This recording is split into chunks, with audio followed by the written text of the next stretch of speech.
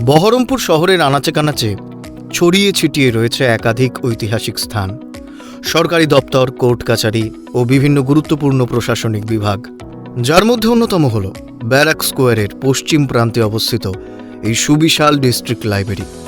এখানে রয়েছে দেশি বিদেশি বিভিন্ন লেখকের শত শত বই, যা আপনি দেখতে পারবেন, বসে পড়তে পারবেন, চাইলে বাড়িও নিয়ে যেতে পারবেন। কিন্তু সবচেয়ে আকর্ষণীয় বিষয় হলো এখানকার সুবিশাল রিডিং রুম। বহরমপুর ও তার পার্শ্ববর্তী এলাকায় থেকে প্রতিদিন শত শত ছাত্রছাত্রী নিয়মিত এখানে আসে পড়াশোনা করতে।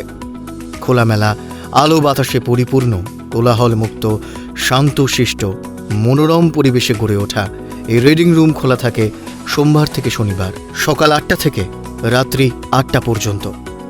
স্কুল ও কলেজের ছাত্রছাত্রী, চাকরি প্রার্থী, মহিলা পাঠিকা সকলেরই পঠন পাঠনের উপযুক্ত এই রিডিং রুম।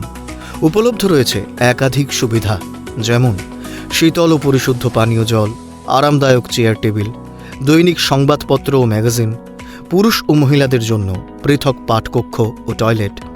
রয়েছে সর্বভারতীয় নিট ও চাকরির পরীক্ষার প্রস্তুতির সহায়ক সমস্ত বই।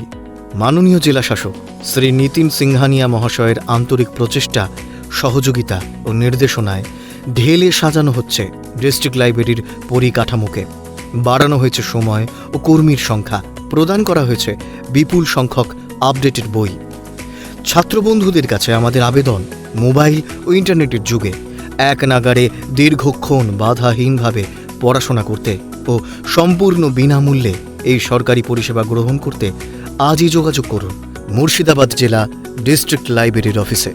ধন্যবাদ।